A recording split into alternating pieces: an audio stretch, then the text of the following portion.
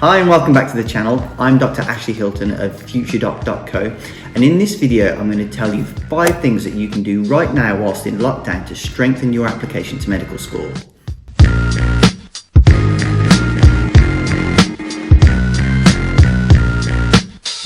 Hi and welcome back to the channel. As of filming today, we're coming up to about week 6 of lockdown, and for the whole time I've been working in A&E, and it's fair to say that it has been a challenging time, but I've been really impressed with everybody because we've all pulled together and we've all got each other's backs and did what we have to do, which is a common thing you'll see in the NHS, and I'm so glad and so proud for my colleagues who have all pulled together and so far got through what could have been a very, very difficult time. My biggest regret is clearly not getting a haircut before we went into lockdown, because I'm starting to look like a Dragon Ball Z character. So that's definitely the first thing I'll be doing as soon as we go back to normality.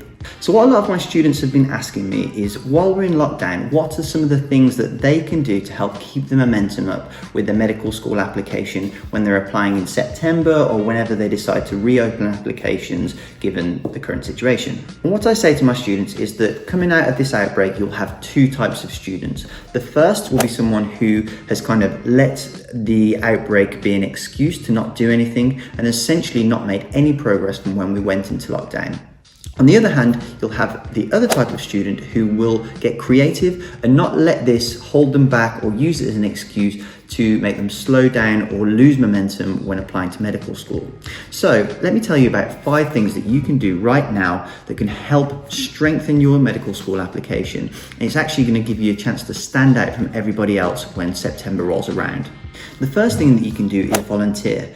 Any quick Google search will show that they're crying out for volunteers at the moment. Normally you obviously have to be above 16 to be able to do these, but they don't necessarily have to be in hospitals, hospices or care homes. Often what you can do is simple things like find an old person nearby or a vulnerable person that currently isn't able to go and get their shopping or take care of themselves normally, and volunteer to be the person who goes in and checks on them and makes sure everything's okay. Medical schools will massively appreciate how much of a help this is and shows your kinder side and improves your skills of looking after people, getting to understand what caring for people is like. Number 2, plan your personal statement. Every year, people always leave their personal statement to the very last minute, and then they're left scrambling and don't have enough time to get people to look over it to make it the best it can be. Now is a great opportunity to make your first draft. Whether it's the final article or not, what you need to do is understand that if you start structuring your personal statement and show all the areas of things that you've done, you'll already be able to identify some holes in your personal statement and areas that you haven't covered, and that gives you time between now and whenever the application's open to make sure you fill those holes by doing the experience or the work experience or whatever it is that is required to make that personal statement as strong and as bulletproof as possible.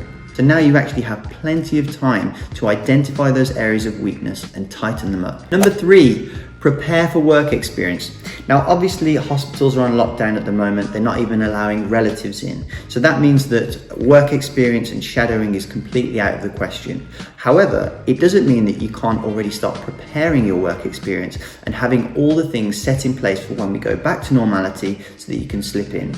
That means you can get on emails and phones and start speaking to secretaries and have things at the contacts at least ready so that you can talk to them and then start doing the final steps of arranging it when we go back to normal. For a great video that gives you a 7-step process of how to arrange work experience, just click to the video that I'm going to link to now to give you all the details that you need. Number 4, prepare for your aptitude test. That means the UCAT or BMAT.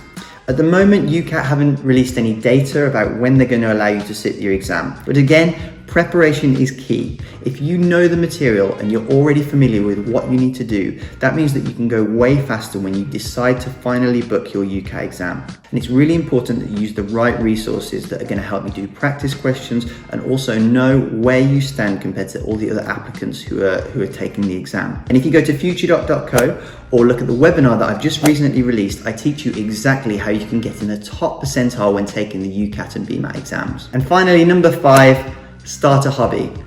It's really important to realise that when you apply to medical school, people don't just want the highest academic achievers. They want well-rounded individuals who've got a wide-spanning set of skills. So the best way to strengthen the extracurricular activity section of your personal statement is to start doing a wide array of hobbies that you think will link to good skills towards becoming a doctor. If you don't have any hobbies or skills like that right now is the best time to start. If you think about it, you can achieve quite a lot between now and whenever the application's open. You've actually got quite a lot of time, especially if you can say, for example, get grade 4 at the piano, and then you can actually say that you managed to achieve it in such a short amount of time. Imagine if you could say you did it in 5 months. That would be quite impressive to read on a personal statement. And I suppose the second part to number 5 is that you can improve your wider reading. This is a great chance to get journals like the Student BMJ, New Scientist, and other books and news articles related to medicine that